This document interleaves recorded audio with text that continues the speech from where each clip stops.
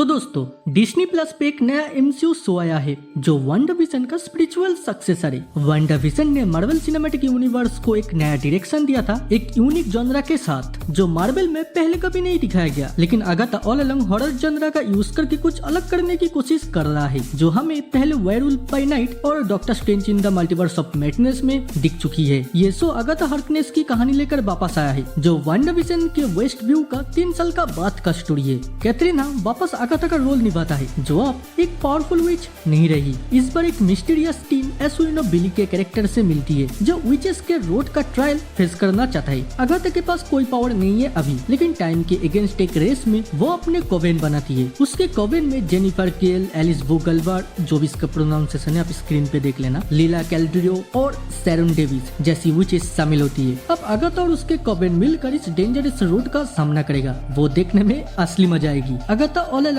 MCU के horror genre को एक नया एंगल से एक्सप्लोर करता है। ये शो अपने इंटेंस और डार्क एलिमेंट्स को यूज करता है, जो वेयरवुल्फ बाय नाइट और मल्टीवर्स ऑफ मैडनेस में दिखाया गया मोमेंट से जुड़ा हुआ लगता है। पहला एपिसोड हमें एक मिस्ट्री थ्रिलर वाइब देती है, जो मेरे ऑफ ईस्टटाउन जैसा डिटेक्टिव शो का मजाक उड़ाता है, जिसमें अगाथा, जो अब एग्नेस के नाम पर जाना जा रही थी, एक डेथ की इन्वेस्टिगेशन करती है। ये डेथ वांडा के मौत से जुड़ा हुआ है, जो फैंस के स्पेकुलेशन को कंफर्म करती है कि वांडा अब मर चुकी है। हालांकि मुझे अब भी नहीं लगता है कि वांडा डेथ, ये सिर्फ शो की हाइप को इंक्रीज करने के लिए है। बाय द वे पहला एपिसोड काफी एंगेजिंग है और WandaVision की याद भी दिलाता है, जिसमें अलग सिटकॉम स्टाइल्स हर एपिसोड में एक्सप्लोर किया गया था। यहाँ भी हर एपिसोड में एक अलग ही ट्रायल से जो अगाथा और उसके कोवेन को फेस करना है। शो के एलिमेंट सस्पेंस को बनाए रखता है और अपने हॉरर टोन को मेंटेन करता है। शो में कैथरीना की परफॉर्मेंस ब्रिलियंट है, लेकिन जो सच में साइन करती है वो है अब्रू प्लाजा। प्लाजा का कैरेक्टर रियो वेडल एक अनप्रेडिक्टेबल विकेट मिस्टीरियस पर्सोना लेकर आता है, जो शो का हर एक सीन को थ्रिल और एक्साइटमेंट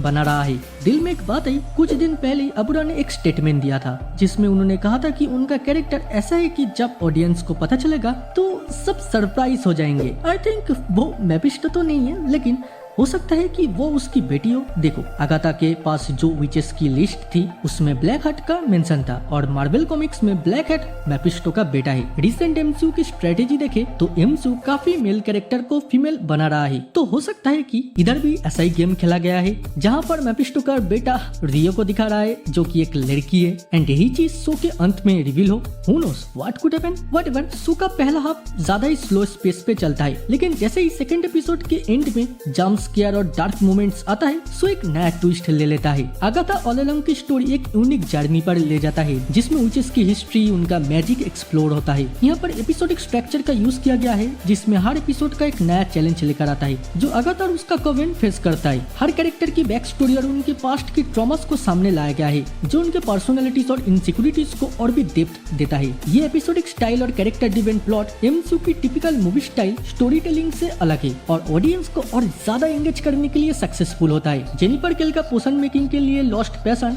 रीडिस्कवर करना, एलिस का डीमन का सामना करना, और अगाथा का अपने सेल्फिश वे को ओवरकम करके एक कॉम्पेशनेट लीडर बनने की कोशिश करना। All of this shows deep character growth, जो शो की इमोशनल आर्क्स को बैलेंस करता है। शो में ह्यूमर और हॉरर का मिक्स है, जो कभी कभी टोन को थोड़ा इम्बैलेंस कर देता है। मार्वल प्रोजेक्ट्स का ये एक कॉमन इशू है, जिसमें इंटेंस मोमेंट्स में भी ह्यूमर डाला जाता है, लेकिन इसके बावजूद अगाथा ऑल अलोंग अपने डार्क और ट्विस्टेड हॉरर एलिमेंट्स को बरकरार रखता है। जंप स्केयर और री मोमेंट्स ऑडियंस को स्क्रीन से जुड़ा हुआ रखता है, और हॉरर फैंस के लिए ये शो एक एक्साइटिंग एक्सपीरियंस बन जाता है। ये शो LGBTQ रिप्रेजेंटेशन को ओपनली दिखाता है, जो एमसीयू के लिए एक नया नहीं। शो का मेजर कैरेक्टर्स जैसे अगाथा, रियो और टीन AKA बिली के बीच में एक साइकोलॉजिकल सेक्सुअल बॉन्ड एक्सप्लोर किया गया है, जो उनकी रिलेशनशिप को और भी कॉम्प्लेक्स बनाता है। ये रिप्रेजेंटेशन विचेस और LGBTQ कम्युनिटी को पैरेलल्स हाईलाइट करता है, जो दोनों ही अपने आइडेंटिटी के लिए स्ट्रगल फेस करता आया है। Agatha all along Halloween season के लिए परफेक्ट वॉच है। ये विचेस, मैजिक और हॉरर का एक जबरदस्त ब्लेंड है, जो आपको देखने में मजा आएगा। चाहे पहला एपिसोड